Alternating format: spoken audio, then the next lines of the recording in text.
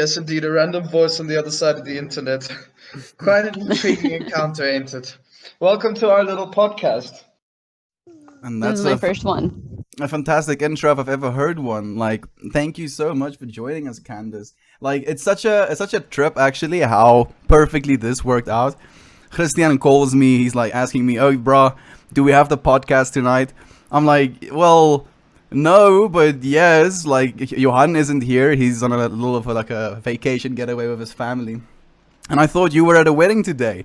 And it's like, yo, oh, I was at a wedding. I came back early to get to the podcast. I'm like, okay, well, then it's going to be me and you. And then I go onto Discord. I see your message. And like, just a little bit of insight. The thing we talked about just before we ended that call is relationships. I open my Discord and you're like, do you want to like maybe get me in on the like the podcast? I really want to talk about relationships. I'm like, okay, universe. Let's go. And here we are. That's awesome.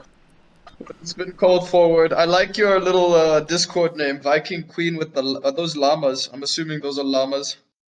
Yes, I love llamas. Okay, grand, grand. I'm not assuming incorrectly here.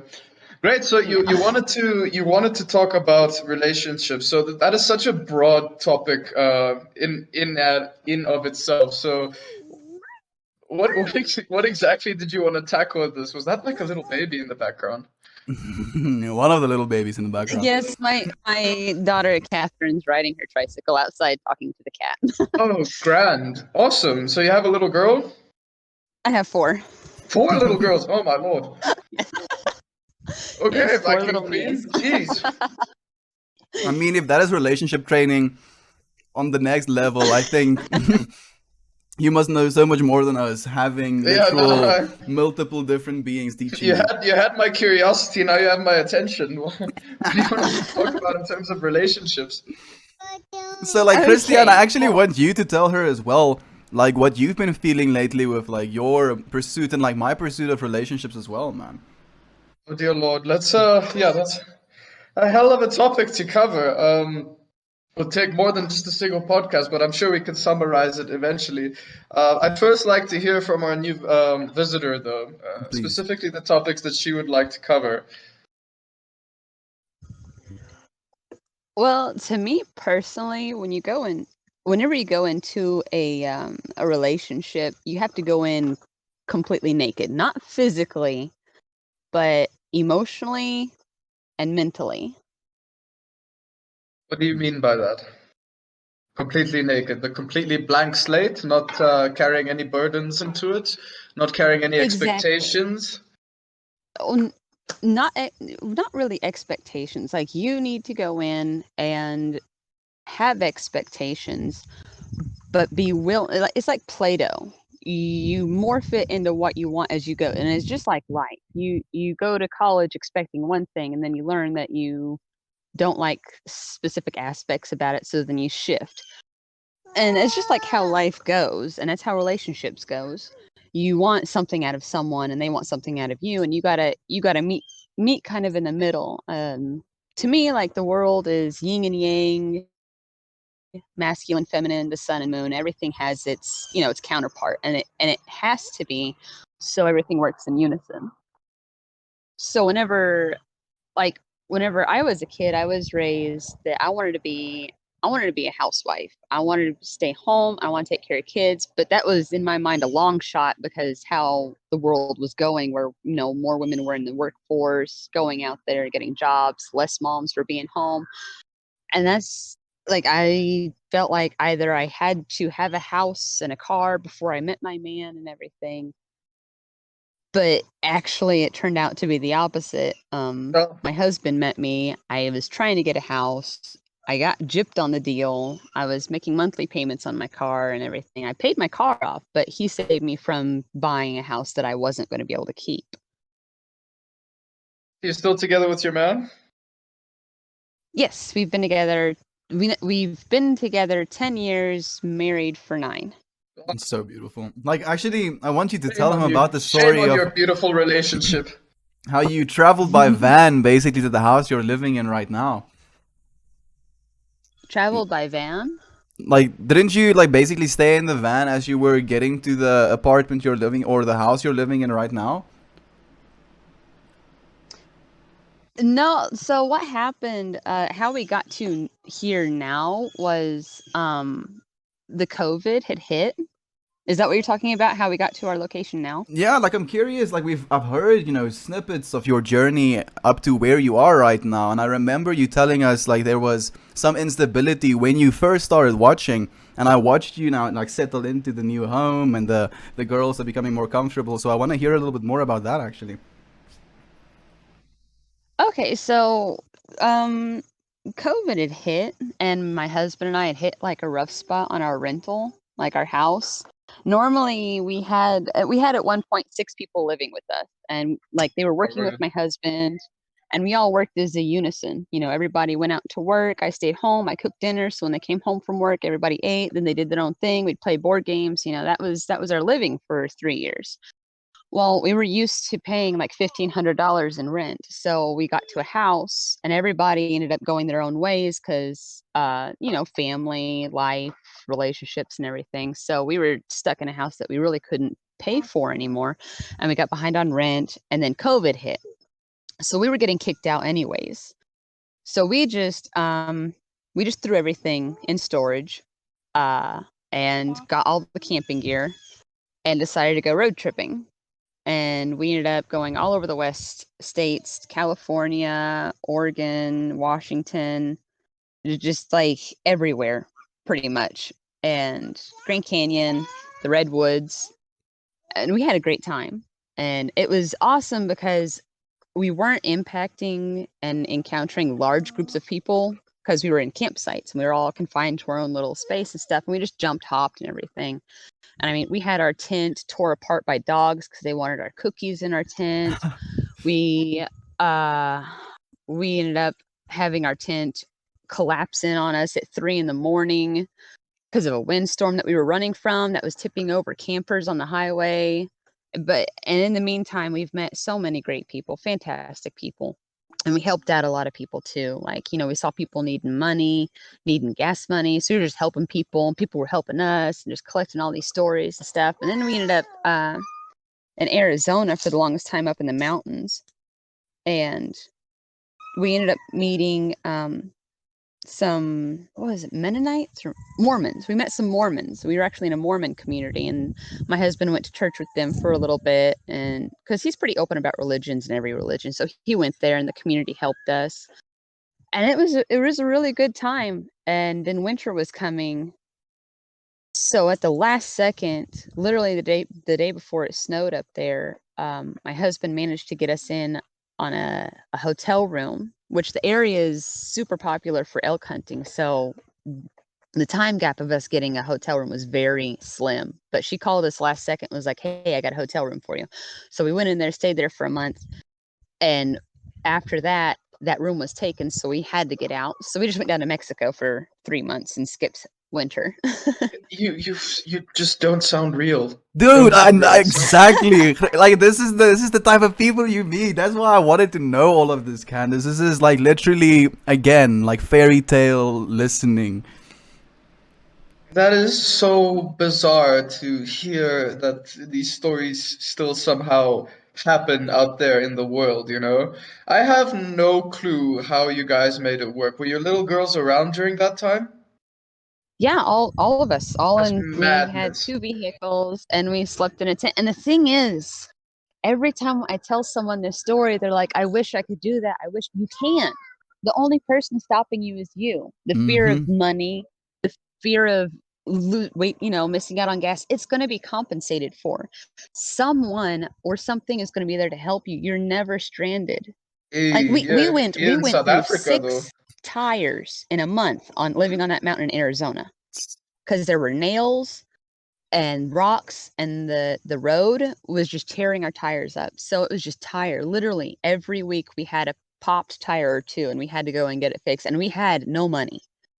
But we were getting money to pay for it by the support from the COVID. That's what was keeping us going Like basically. on Is that just note, to the us friends who are getting that. listening this podcast, be it now or be it 1,000 years into the future, Candace, or as we affectionately call her on Reddit as well, u slash Viking Queen with threes for the E's, is a wonderful creator. She makes these absolutely like breathtaking works of art.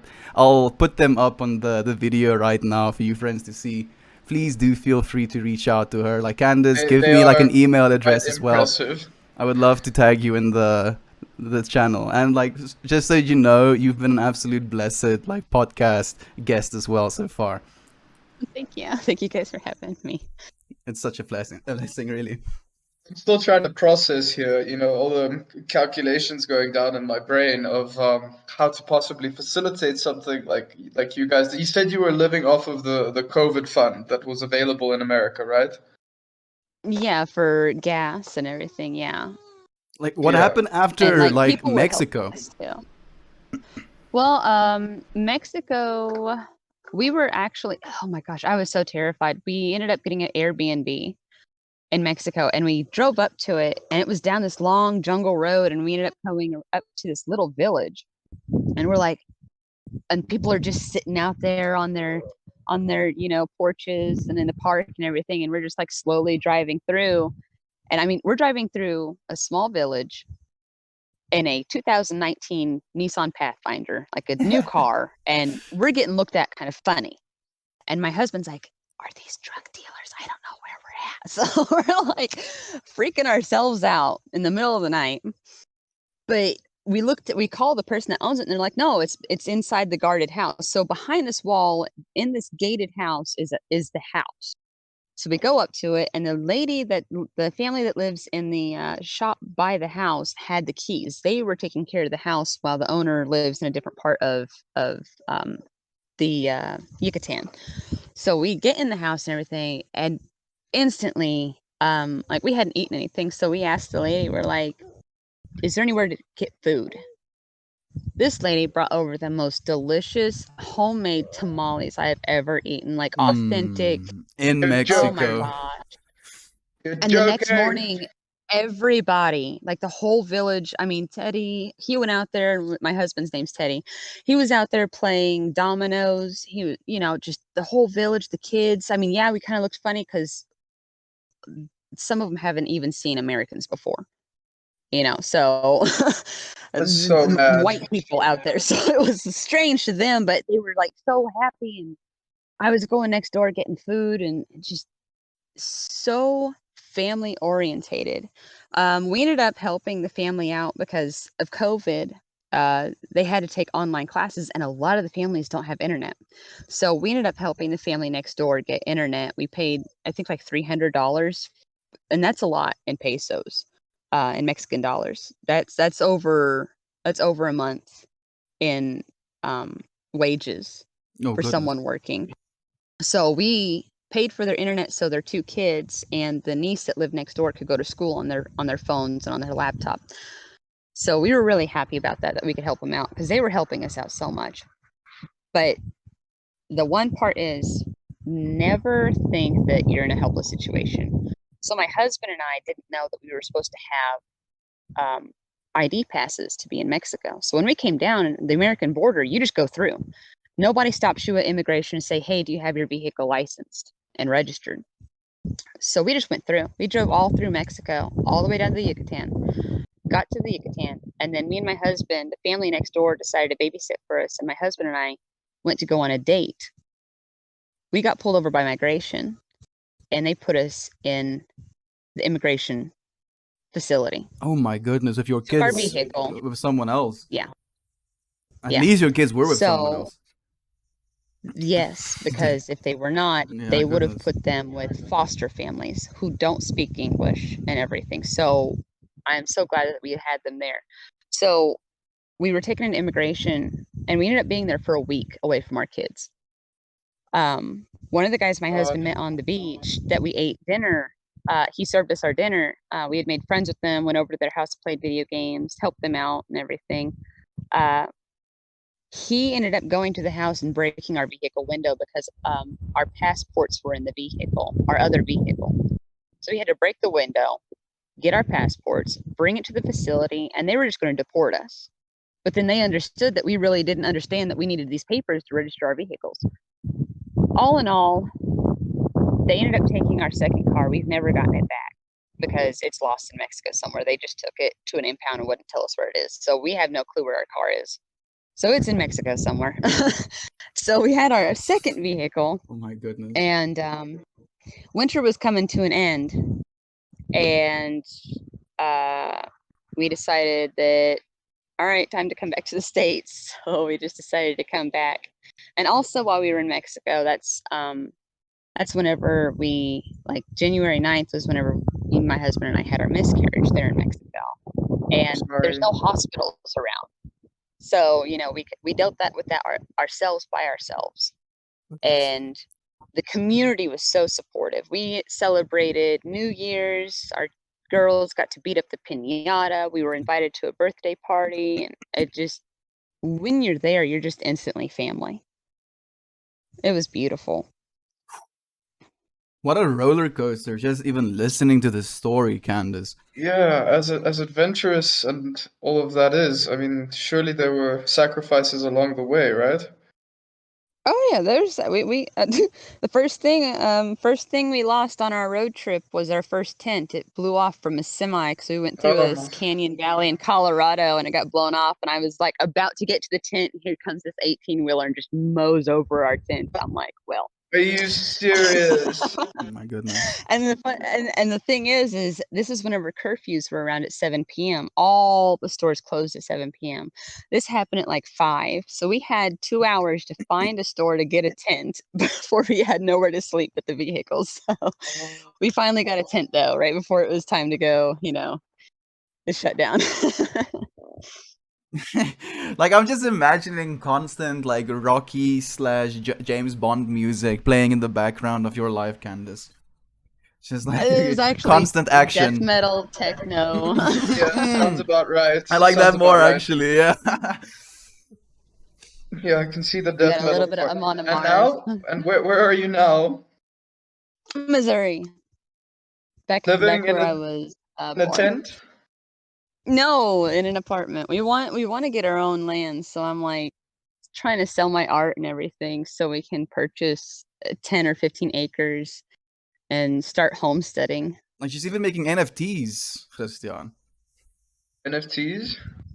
You don't know I'm what trying. non-fungible tokens are? Oh, you're a No. programmer, my. They're basically Never like heard of it. they're crypto-based like blockchain technology artworks where you actually own that physical like token of the art piece. It's like creating a rare single painting and then selling that single painting, but it being completely digital. Where a normal digital drawing can be copied and like sent again. You're actually I'm getting owning. the idea. I'm Yeah, getting the idea. that's the idea of it. So yeah, Candace, like this is the reality we are manifesting for ourselves right now. We're like literally at the infancy of the growth we're just yet to experience, and I look forward to, as we're going into the future, being able to tell even more and more friends about your wonderful art, and as well using you. Like Candace, you have no idea how giddy I get with the imagination of just being able to commission you. I'm gonna getting all of the drawings. I genuinely look forward to supporting you as well, my friend. I appreciate that greatly. Like, yeah, I'm gonna show you friends on the podcast as well because you won't be able to like now see the photos I'm looking at. Like Candace has this genuine, welcoming, warming vibe to her characters and the scenes she creates, and it's just it feels like home. And I really admire your ability to actually create something like that. How long have you been like creating for? First question, and I actually do want to get back to your relationships with your daughters and how that has changed with your moving around as well. Talking about. That's my Catherine. I say hi. Hello.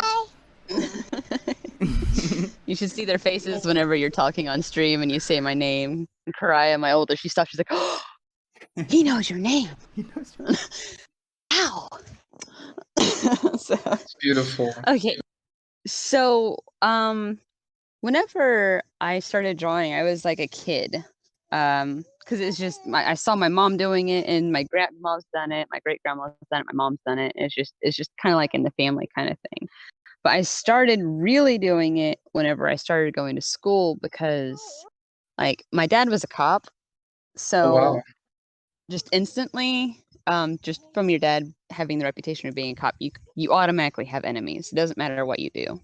Really? So yeah, like even teachers, I mean, if my dad pulled over a teacher's kid or, daughter, and I was in her class, I was Yeah. kind of like an outlet for that anger By towards my dad for pulling association, over. you're also guilty, Yeah, basically. yes. That's so So, silly. well, the thing is I thank everybody, like all of my bullies. I thank everyone that was mean to me in school because they pushed me towards doing more art because the more I drew in front of those kids, they were more focused on my drawings than picking on me. Mm. So they wouldn't like, yeah, whenever I wasn't drawing, yeah, I got picked on. But for the moment that they were distracted looking at my artwork, asking me to draw them something, I do it like with love in my heart and just excitement. Like, I know they're not going to be my friend. I know they're going to bully me later, but that's okay. I This is get what to I can share do my artwork now. and they want this from me. Yes, that's what I can do. And that really pushed me to do like my artwork more because I mean I even got in trouble one time and it's whenever I was in high school. The teacher, there was this chick in class who I thought was a cool person, but really, in all honesty, she was a rotten egg. But she was failing art class, and she's like, Candace. I'm like, what? She's like, can you draw this for me? I'm like, okay. So I drew it for her, did my project for that week too, and she turned it in. And at the end of the day, I'm getting ready to leave the classroom, and my teacher, she's like, come here. I'm like, what? And she's like, you don't want to be friends with that chick. I'm like, what do you mean? She's like, I know this is you. So she knew that was my artwork. She's like, don't do her work for her. She's not going to be your friend. I know you're trying to do something nice. She's not worth your friendship. And so, like, that really kind of hit home for me because you can't buy friendship, and my artwork is kind of a currency for me. And I mean, I can't buy friendship, but I can pay for somebody's happiness because I know that she appreciated that artwork. She didn't want to turn it in because it was so good, but she did, and she still failed the class. But I mean, I'm it made me thinking feel about good. the fact that you're like Candace just goes to the park and just gives her drawings away to people as well, just to see the smiles on their faces. Like, just it's magical. Darth got his painting today. He asked me after you had mentioned it in your stream. He actually asked me for a painting, and I sent it to him like that same day. Like 20 minutes later, I'm like, "All right, it's in the mail. It's on the way," and he got it today. So him and Goodness. his wife were pretty So excited. him and Kira both got their like art today. Like, I was actually curious, Candace. Do you know what happened to Kira's artwork? So I had sent her. So in school, I remember back in school we did this pen pal thing where we did a little cutout of ourselves. We put our faces on it and we mailed it to somebody across the world. Well, my little person ended up going to Australia. And this girl sent me back pictures of their little animals with their kangaroos and the koalas and stuff that were on their farm and stuff. So I thought I'd do that with somebody, and Kira was the one that was like, "Hey, I'll do it." So I made a little plush cutout of me, and I mailed it to her with a tarot card, my strength tarot card, because I knew she needed it, and a painting, and also some paper to write letters on and stuff. So I sent that to her, and she wanted to send me stuff back. She made some little ornaments, and I guess she made origami. And this is like twice she tried to send me something, and it's come back as like wrong address or something. But she said this time it came back and the package was damaged. The origami her kids made me, I guess, is wet, and the package is destroyed. But it's also hard because she's been having a struggle with her sister, and I guess her sister tore up some stuff that she had made for like her kids had made for my daughters, and so she redid all that stuff. Her kids made stuff and went to mail it to me, and I guess this happened again, so she's having a hard time with that. So me and her are doing, Catherine, thank you. So she's like really torn up because we're trying to do this pen pal thing, and it took 2 weeks for my stuff to get to her because the mail system's really slow. because of the COVID thing. But yeah, she tried to send stuff back, and I guess it's just not the right time. My heart genuinely goes out to her as well. Like as you're saying, she has been going through a lot. The the feeling she's had, and had to deal with her sister, and now hearing this about what she could have like potentially been destroying things. It makes it so difficult, being a loving being like herself, as all as we are, as all of we are. It's so difficult to let go of some people, and it can be something that literally makes you feel like you're being torn apart. Well, also she lost, I guess, while she was in stream, she also got a phone call that I guess one of her family members passed She away. That lost a lives in friend England. in So England. Yeah, yeah, so like this like year is I sent just her a message relentless. to her, but Oh, yeah, it always turns around. It'll turn around. it will. I Like mean, I'm sure I about that told as her well. don't be affected by it, by like the package. I told her to send me everything the way it is now, and if I need to create a creation out of her creation, that's what I'll do, and then I'll take a picture of the creation that we created. Maybe remake it, as you were saying as well. Oh, okay. And like the other question, to bring it back to some sort of current learn, I feel like we are a little bit all over the place. It's definitely partly my fault. I'm like asking so That's many okay. questions. I want to hear all of the details. That's being Like in the moment's about. exactly. Like how has your relationship with your daughters been, and how have they perceived the move? Like I'm trying to imagine myself perceiving that much, like space, seeing so many different things, being able to spend so much time outdoors, and like live in a way like that. Like like again, as you're saying as well, a lot of people say they wish they could do that. It sounds like something so amazing. How have they been like growing from that experience as well? Oh my gosh. We like my husband and I, we don't stop the imagination. Like, when you see storm clouds, those big poofy giant huge ones in the distance. So like my husband and I have it in our daughter's minds that those are castle cities in the sky hidden behind the clouds. So that's what they see. We ended up going to a camping site and we were having vehicle trouble. So we ended up parking in this really awkward position in this campsite. And that's just where we stayed. Next thing you know, we got a bunch of like Antifa group people come down and camp down below us. And so like we blocked out the Antifa part and just saw them as human beings, like as people, as souls, not with them having convictions on anyone. Because I know if they saw us and our views of how my husband and I believe, the judgments would come out. So we didn't say anything. We didn't talk about politics, didn't talk about nothing. So they ended up having like this rave party, and there was drugs down there. Oh yes, there was drugs down there. We knew it, but I mean, of course, we kept our daughters separate from it. And so we end up in this campsite, and we want to go down to the river to take our bath. Well, we go down there, and there's this dude and this chick, butt naked.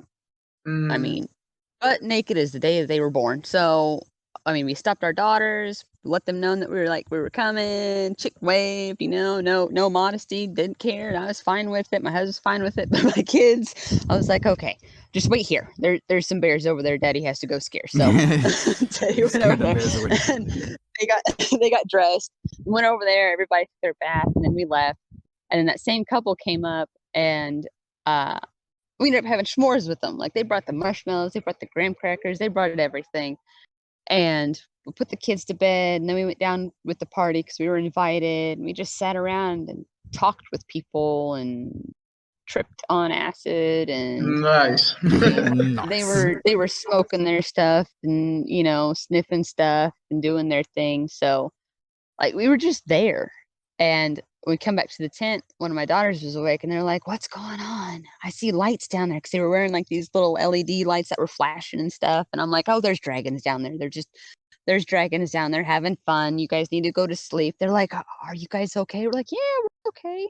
So they went back to sleep. So they keep talking about how, we camped with dragons, and just Like, yeah, oh, and the what Grand Canyon is where dragons lay their eggs. That's where the dragons lay their eggs because the Grand Canyon's so like colorful. like something you That's said where that dragon eggs really come from. resonates with me as well is the fact that could have basically, created a sense of I want to say abrasiveness between you and these people, but just by not saying things.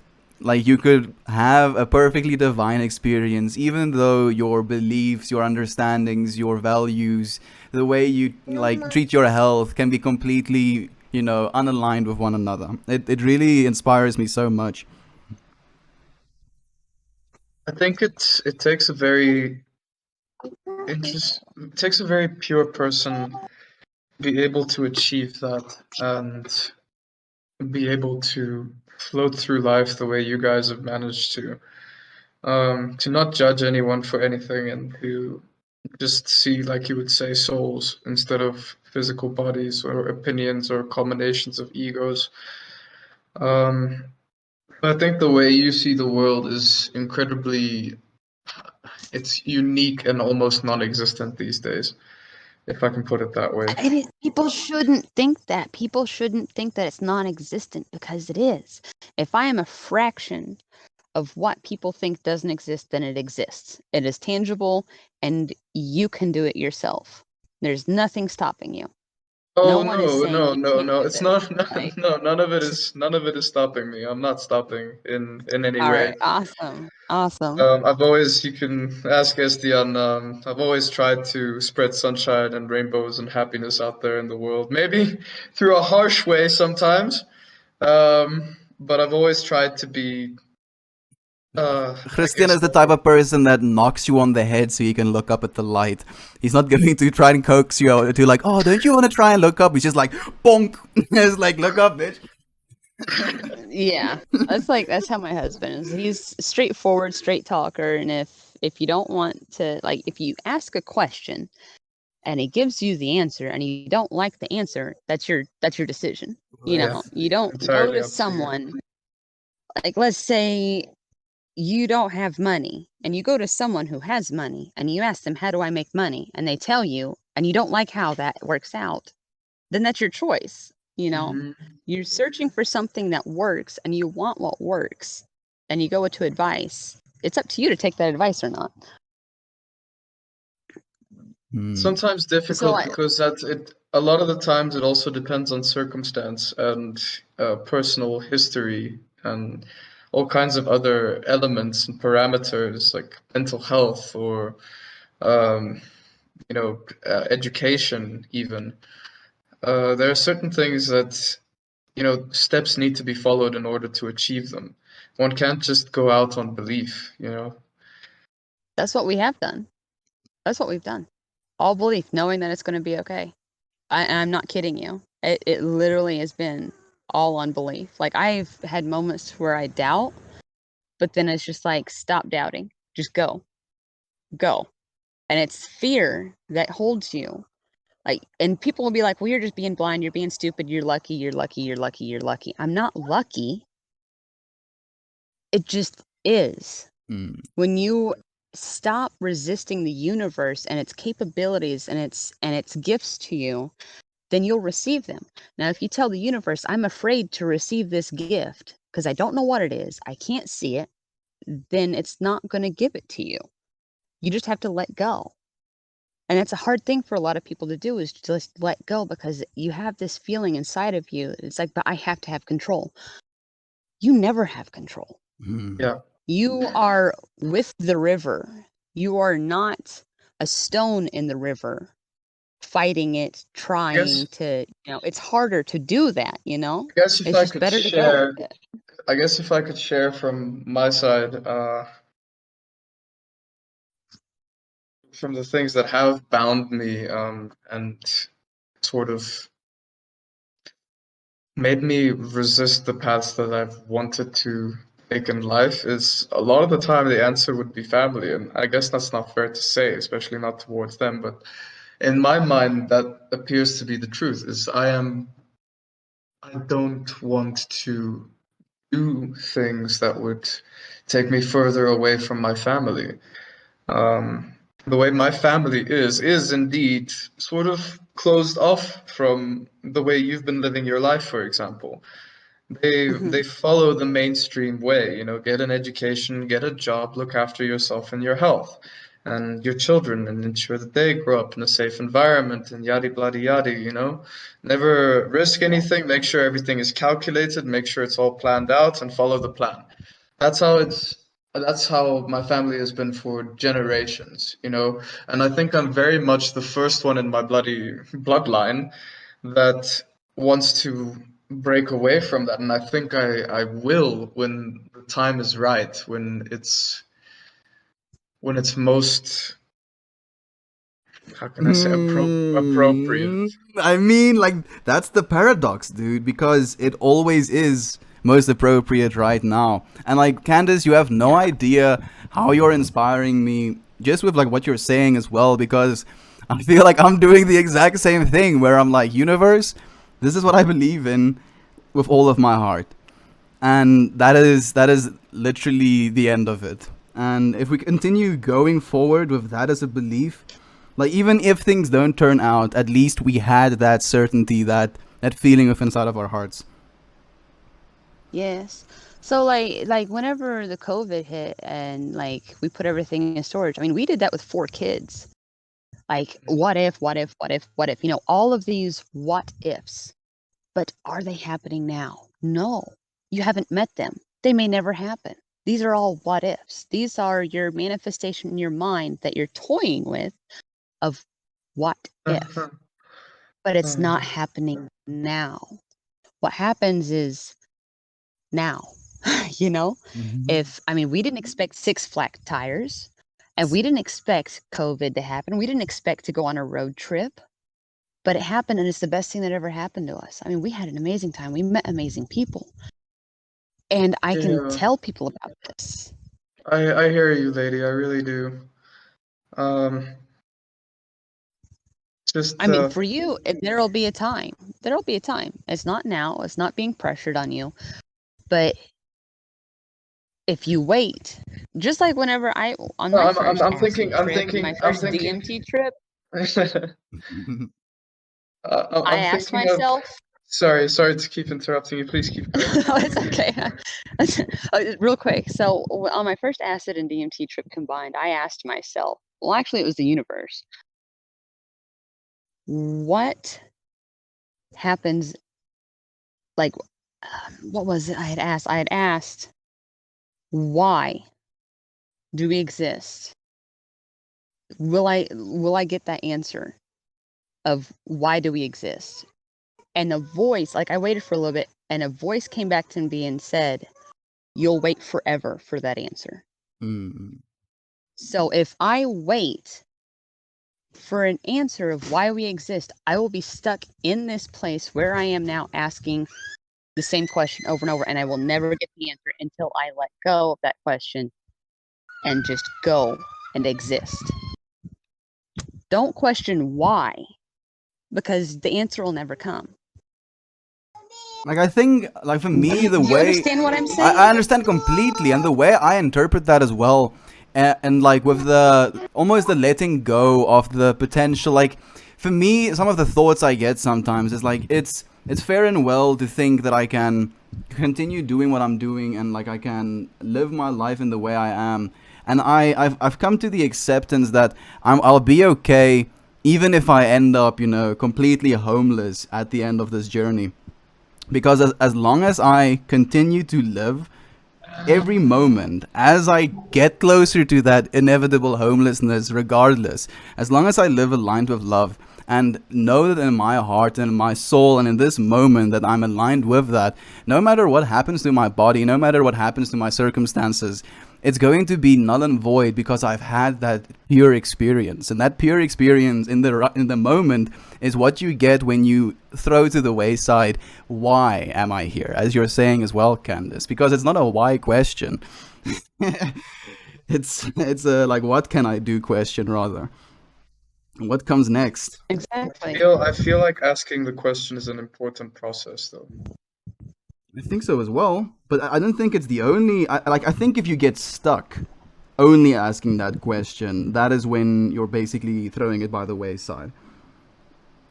Because it's not the only question worth asking. No, it's a question you should be trying to find an answer to in your own way. not expecting it Well, to come from I've anywhere else answered except that from within. question for myself, and it's really the question of like why exist, why everything, and it's happiness. To me, the answer is happiness. It doesn't matter what form it comes in. You are always in the pursuit of happiness. Like you want that cup of coffee in the morning, you go get it because it makes you happy. You get on Reddit to string to people because it makes you happy. Like happiness, the pursuit of happiness always is what you're after. And you'll always get it. It's not the ultimate goal at the end. Like, a lot of religions are like, this is the happiness at the end of the rainbow. This is what you need to do to be happy. No, So you are getting your heaven at all times. You are getting your happiness at all times. Yes. So do like you I want do to add to that as well. The understanding that if you're just asking the question, what's the meaning of life, and you're only like fixated on that question, it will also rob you from the ability to love the meaning of life and to, in the way that you live, find the meaning of life in your own way. Because I think that there definitely is, the question of the thinker and the doer, and the finding the balance within those two mindsets. I completely agree. Like, Christian, what is the worst thing that could possibly happen, dude? That's a question I ask myself a lot, dude. Like, we can die, right? That's the worst thing that could possibly That's happen. the funny thing is, I'm actually not afraid of dying at all. Not in the slightest. What I am afraid of is having my loved ones die in front of me. I have really big attachment issues, or should I call it like detachment issues, where if I attach to something, I find it very, very difficult to let go of that thing because it's grown so close to my heart. It's what it brings me love and it brings me joy and the happiness that you were speaking about earlier on. So when it ends up leaving in whatever way, shape, or form, I end up feeling empty and lost. And that's the thing. I know people say that your happiness should never be bound by external forces. It should always be something that comes from within.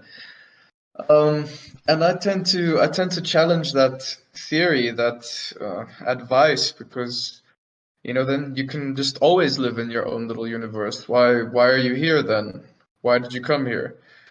Uh, if not to experience this with other beings. Like And the question I have, Christian, as well. Like, you're talking about the potential of something dying, and the first thought that comes to my mind is like, what if all of the potential of your life, not fearing the potential of dying, like technically there is a part of your existence that dies depending on what belief you hold on to. I wouldn't even call it fear. It's just knowledge of the consequences and what will follow if you should pick a certain route. Sure, they might not be accurate. Sure, they might be just based off of imagination. But human beings are deductive. We're intellectual. We can come up with scenarios that are most likely to happen. So I'm not trying to be the stick in the mud here exactly, but I'd I've always No, tried I, to I, preach I to. completely agree with you. I mean, I've Um, Because got four little girls. I'm not afraid of death personally. I mean, if I go, I go. My husband's the same way. If we go, we go. But my kids, it would, it would hurt me hmm, very much so if I lost any of my children. like, as soon as Whenever we Christian had a mentioned, miscarriage, it was scary. like, I was just about But to say I the know same. and believe she'll come back. Like, when And Christian, like my daughters, they understand that she we how my daughters conceive death, they don't see death. They see it as being gone, but still here. So whenever they ask, are we still having a baby? And I said no. They asked me what happened. And I told them that their sister forgot something in the spirit realm that they wanted to show them, and they had to go back, and they'll be back soon. So that's what they understand. They don't talk about her being dead or anything. Um, no so separation. Like, as soon as Christian yeah, mentioned, the the pain with attachment and the loss of that love, like instantly Kiki came to mind as well. And I thought, just Mm, back to all of the things we were saying about how the fear of loss is basically you taking something from yourself as well, taking all of it from yourself. Because as soon as we're scared of losing things, losing loved ones, like if we throw ourselves too deep into that grief, like it is something that will consume us. So it's hard to completely, like, I almost want to say shun it or move away from it aggressively. But how are we supposed to to balance? Yeah, but that's the funny thing is it's that balance. I can't tell you how much it destroys me whenever I lose something dear to me, and it takes me far longer than I would say most people to process it and to get over, but I always do. I know me and I always will. There will not yeah. be a single thing that will stop me from getting back up. I can be gone for months where I am grieving in a room alone and I don't want to do anything and I can't stand anything and I hate reality. But that's what I need to experience. I have to show that not just to myself, but the world itself, how much that loss affected me, how much it meant to me. And so it's not even me forcing myself to do these things, it's just the way my processes, who I am, how I choose to define myself. And that's why I've had conversations with many a different human being from many a different circle. And it's astounding how different we are. So you cannot define a single theory of surety for everyone. Um, whatever you choose to do, whatever path you think is best for you, you take that path. And what you end up doing is you can listen to other people's advice or opinions and you can juggle it around in your head, but at the end of the day, the choice is yours. And whatever you choose, it's gonna be the right thing. It doesn't Right. really And it's matter. good that you know yourself like that. Like, it's really good that you are very aware of yourself, that you know that you'll bounce back, and everybody has that right to know, hey, if I lose a human being, that is my grieving. And to me, that is an emotional plug-in for you to connect with someone else who's also grieving or has just had that happen to It's them, and it's an someone to connect empathetic with and can understand. it's an empathetic superpower. I like to call it that because you can really feel the depth of someone else's loss.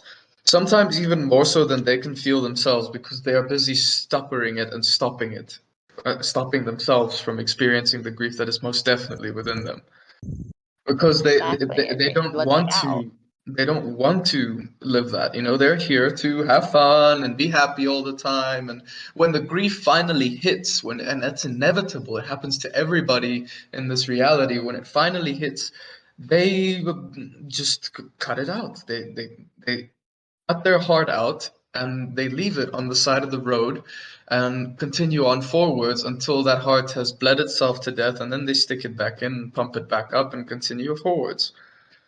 And I don't find that to be healthy. I find it to be concerning because I see more and more people around me sort of doing that, living this facade of like this is just eternal happiness all the time. That's why we're here, and all of that. And I cannot believe that that is all life is about. There is most definitely a horrible amount of suffering that this world can offer. And ignoring that or believing that it's not there and believing that everything will work out and it'll all be great is difficult. It's supposed to be difficult. And some may be stronger than others, and some may be wiser than others. But there are still those of us that, yeah, we're afraid. The way We're I afraid, rash and we're rightly afraid. We have reason to be afraid.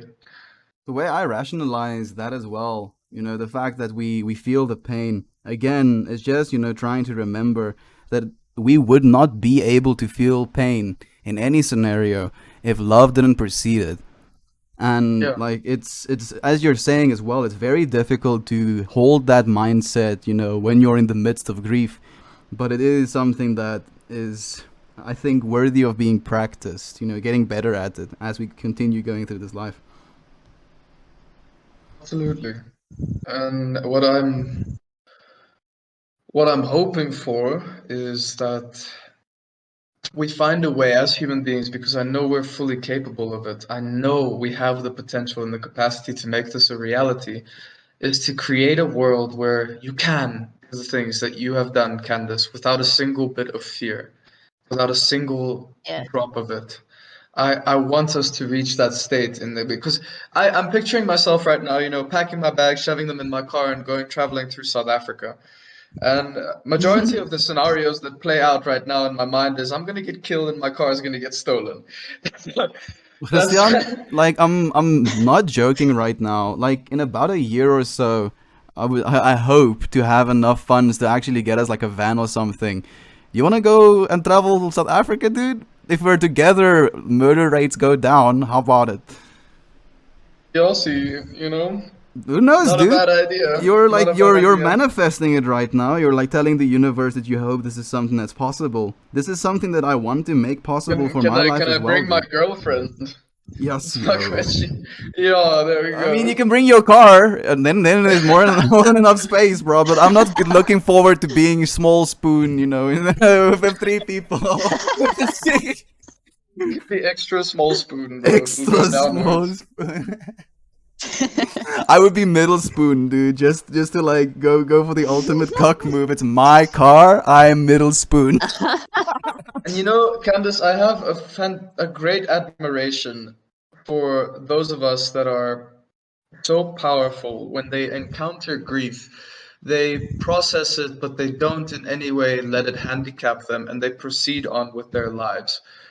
They Yes. continue on to live it to the fullest. I have astounding amount of respect for that.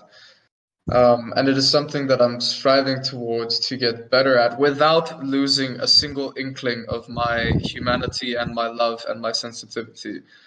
I don't want to Right. become a faceless mask of a human being. No Uh, numbness. Yeah, I understand what you're saying. yes.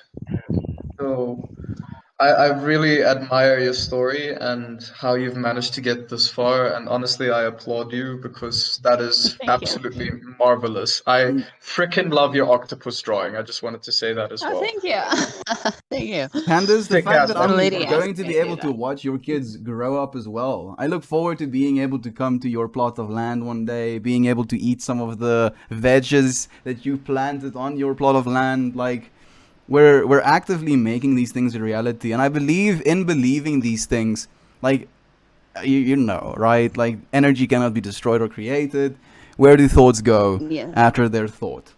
Mm, they have to go somewhere, and I believe they're the ones that are shaping our futures. And I look forward to being able to Yeah. see these things happening for you as well, Candace. Like we're living in such a strange time, and it feels so weird sometimes to want things from this time when you see so much suffering and so much going wrong in the world. And yet, it makes me so happy that we have this hope, nonetheless. It gives me hope to hear stories such as yours, Candace, where you can just go to freaking Mexico or some shit and With be able four to, kids. with four For children, with little four girls. children, There's some people who have no kids and they're like, I can't do it. You yeah, can. just go to Mexico and make it work. And you know what? That's awesome. That is really, really awesome that nothing horrible happened to you along the way. That it's completely, and it's sort of the same analogy with when I went scuba diving, right? I had this enormous fear of sharks before I went scuba diving for a year. It was my biggest irrational fear. I used to have nightmares about sharks. And I think it was on my fifth or sixth dive or something like that. I went down and for the first time encountering this animal, there were 12 ragged-toothed sharks around us, swimming in a circle, and they didn't give a flying fuck about us.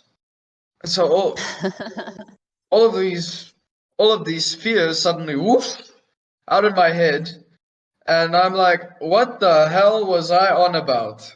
What the flying fuck And was I on that's about? what I'm talking about with people wanting to go and do what they feel is right for them. Like they play these scenarios in their mind, and then when it happens, it's not as bad as you think it's going to happen, you know? Like Yeah, like but think you're of, paying more attention to those sharks in your imagination than they are to yeah, you, you know, in than they ever reality. have ever in reality. But I'm picturing the scenario of a bunch of school kids lining up to jump off the 10-meter cliff into water, right? Some of them just fucking go running and cannonballing in, and then you get the little other kid that's standing on the edge, shaking and, about to poop himself. And every single one of those existences have their own validity for the way they feel, you know? And as much as you try to tell them or try to explain to them, you'll be fine, you'll be okay. Swear to God, just jump. There's still those scenarios where a kid lands funny and like breaks his spine, you know? Like there's we had incidences Or like just that in belly my high flop. school. Yeah, or belly flop, or experience something painful, um, one in a million kind of thing, but I guess that's enough for some human beings to be, extra cautious with, even though the statistics would hardly apply to them. Um, I guess Yes, I mean, what I'm it's trying to supposed say to is happen. It you happened. went on your journey because you were meant to go on your journey, and you wanted to make your journey that journey, and that is awesome, and that is beautiful. Yes, and I kept making excuses. The funny thing is it's like, man, we should go camping. We should go camping. Put up the tent in the front yard, it'd rain. Tent would sit there, we wouldn't sleep in it. So put it up, I want to go camping. I want to go camping. So then we just inevitably had to go camping. And that was our living style for 4 months.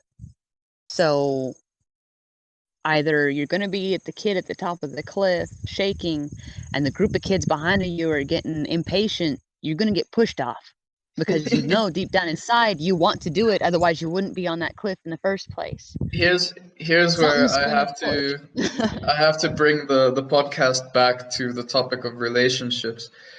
I think you two found each other in a miraculous way, and you guys clicked in this once in a lifetime opportunity of romance, and that's what made you guys be able to create this My crazy husband and I? story. Yes, this crazy story Oh, for it's not yourselves. romantic at all.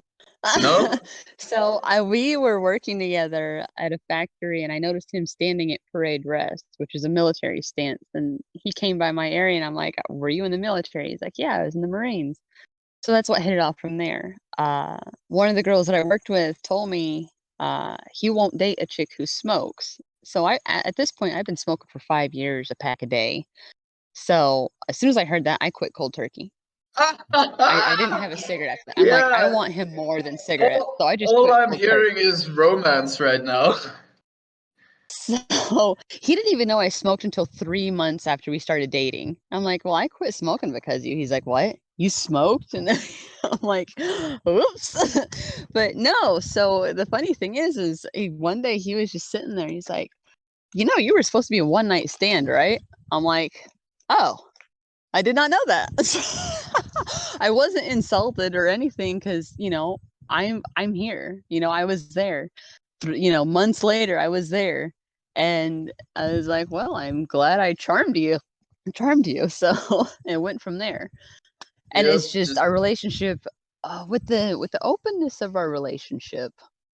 Yeah, we had a rocky start, a severely rocky start. I mean, we almost didn't make it quite a few times until one day we just sat down, cried, let everything out, let all the truth come out, everything. I mean, we poured ourselves out to each other, and we have not had a moment like that since.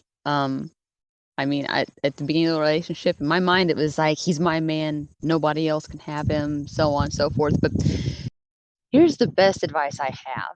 When you're in a relationship and you have no trust issues, you completely believe that no matter what happens, that person's going to be back with you, come back to you. They are yours for eternity and always. It doesn't matter what happens outside. So, whenever you sit there and your partner's out for a long period of time, out with their drinking buddies, and all you can think about is, I wonder if there was someone else. Wonder by just saying, hey, text me and tell me that you found somebody you want to hang out with the evening, and do the shebang. Just let me know so I can go to bed instead of sit up wondering where you are. You eliminate that completely. When I hit that stage, I'll let you know. Um, when I do Because find it someone really like that. is about at that point, whenever you feel that way, you see someone as property because you're like, that's mine. I've claimed that. That's mine. And nobody truly is ever anyone's. Yeah, not even You're your not body is property. You're yours not yours. technically. Exactly. Yeah. Exactly. So like with my husband, like everybody has their needs and he sees that as me. And to me, I understand guys, they like to have fun. So whenever my husband's out or my husband's like, he was away for like 3 months at a time, I'm like, hey, you should go out and get some strange. Just straight up. And he's like, okay, I'll go do it. And then 2 hours later, he comes back. He's like, yeah, I went to the bar. I couldn't do it. I thought I wanted it, but then I didn't. So it's just like we've Get come to some that what? point where, huh? Get some what? Strange, aka stranger. As in, you like, know, sleep with a stranger? yeah, that's basically what it is. Sleep with a stranger. I don't care. Go have fun. That's open Ah, open relationship kind of thing. You don't. I see. I'm not jealous. I'm not worried because I know that he's married to me. He's my husband. He loves me, and he'll always be my husband.